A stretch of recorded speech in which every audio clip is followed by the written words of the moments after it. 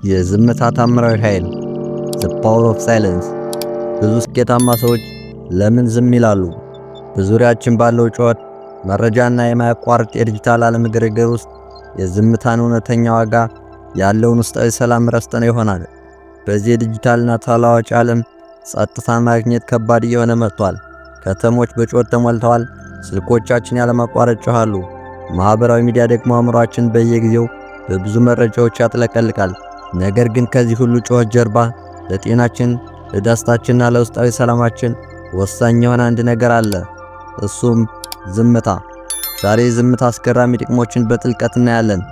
ዝምታ ለምን ለአእምሯችን፣ ለአካላችን እንዲሁም ለስኬታችን እንደሚያስፈልግ ሳይንሳዊና ከስኬታማ ሰዎች ተሞክሮ መረጃዎችን በመጥቀስ የዕለት ተዕለት ሕይወታችን ውስጥ ዝምታ እንዴት ማካተት እንደምንችል እንነጋገራለን።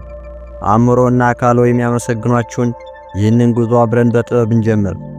የመጀመሪያው የዝምታ ጥቅም፣ አንደኛ የንግግራችንን ክብደት ይጨምራል። በዚህ ሁሉም ሰው የራሱን ሐሳብና ንግግር ማውራት በሚወድበት ዘመን ሁልጊዜ የሚያወራና ማዳመጥ የማይፈልግ ሰው ዋጋው ይቀንሳል። ቃላቶቹን መጥኖ የሚጠቀም ሰው ግን ንግግሩ ክብደት ይኖረዋል። አንድ ትልቅ እውነት ልንገራችሁ፣ በክፍል ውስጥ፣ በሥራ አጋጣሚ ወይም በዙሪያችሁ ካሉት ሰዎች ሁሉ የበለጠ ተሰሚነት ያለው ሰው ብዙ የሚያወራው ሳይሆን ዝምታን የሚመርጠው ሰው ነው። ብዙዎቻችን ዝምታ የሚሰማን እንደ ድክመት ወይም እንደ ፍርሃት ነው። ነገር ግን ዝምታ የታላላቅ መሪዎችና የስኬታማ ሰዎች የድል ምስጢር ነው። ስለ ዝምታ ሲወራ አንድ ታዋቂ ታሪክ አለ። በአንድ ወቅት አንድ ወጣት ወደ አንድ ታላቅ መነኩሴ ዘንድ ሄዶ ጥበብን አስተምረኝ አለው። መነኩሴውም ምንም ሳይናገሩ ለ3 ቀን አብረውት በዝምታ እንዲቀመጥ አደረጉ።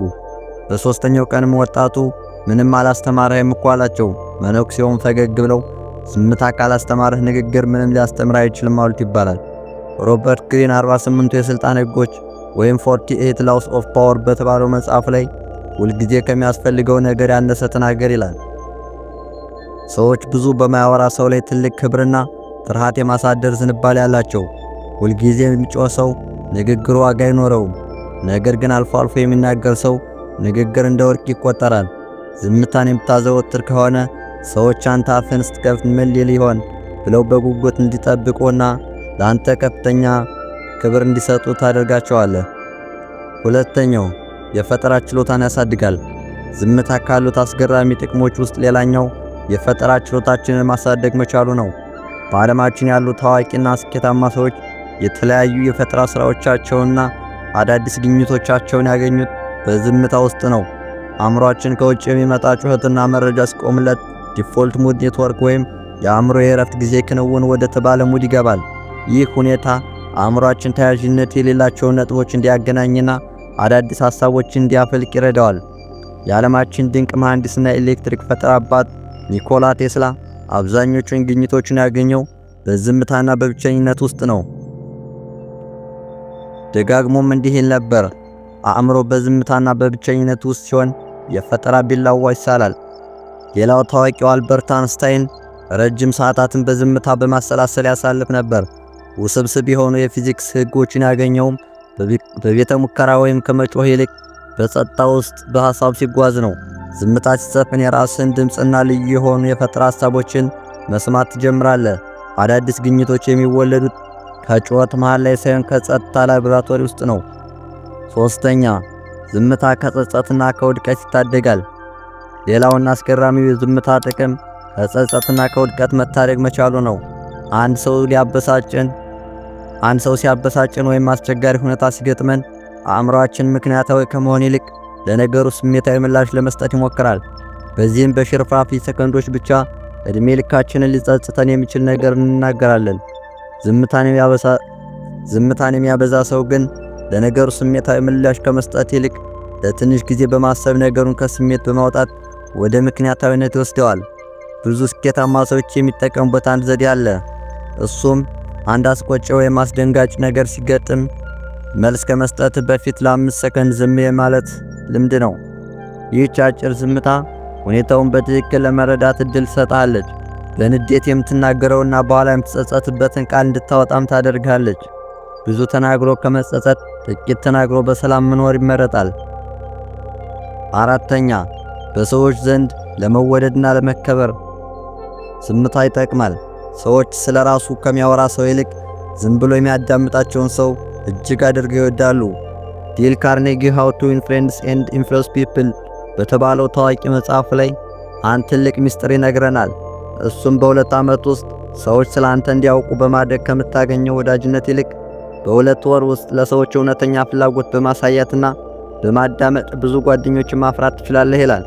ካርኔጊ እንደሚለው ሰዎች ማውራት ይወዳሉ፣ አንተ ግን ዝም ብለህ ስታዳምጣቸው ጥሩ ተጫዋች እንደሆንህ አድርገው ነው የሚያስቡት። እውነታው ግን አንተ በዝምታ እያዳመጥህ እንጂ እየተናገርህ አልነበረም። በዚህም ዝምታ በሰዎች ዘንድ እንድትወደድና ለአንተ ትልቅ ክብር እንዲኖራቸው አድርጓል። ሁልጊዜም ሰዎች ሲናገሩ ዝም ብለህ ስታዳምጥ ለተናጋሪው ሰው ክብር እንደሰጠው እንደሆነ ይሰማዋል። ይህ በሰዎች ዘንድ ተወዳጅነትን ብቻ ሳይሆን ምስጢራዊ ጥንካሬ እንዳለ ተደርጎ ስለሚታሰብ ክብርንም ይጨምርልሃል። አምስተኛውና የመጨረሻው አካላዊና አእምሮአዊ ጤናችን ለመጠበቅ ይረዳል። ዝምታ የአእምሮ ተፈጥሯዊ መድኃኒት ነው። የድምፅ ብክለት ወይም ከመጠን ያለፈ ጫጫታ የደም ግፊት፣ የልብና ለእንቅልፍ ማጣት ምክንያት እንደሆነ ሳይንስ ያረጋግጣል። ብዙ ስኬታማና ታዋቂ ሰዎች በቀን ወይም በሳምንት ጊዜ መድበው የዝምታ ጊዜ በማለት ያለምንም ጫጫታ ወይም የስልክ ንክኪ ብቻቸውን ያሳልፋሉ። እናንተም በቀን ለተወሰነ ሰዓት ወይም በሳምንት ለተወሰነ ጊዜ ያህል ጫጫታ ከሚበዛበትና ከስልካችሁ በመራቅ ጤናችሁን ጭምር መጠበቅና መንፈሳዊ ጥንካሬያችሁን ማሳደግና ማጎልበት ትችላላችሁ። የዛሬ ቪዲዮአችን ይመስላል። ለማስታወስ ያህል ውድ ቻናላችን ቤተሰቦች የዛሬ ቪዲዮአችን ይመስላል።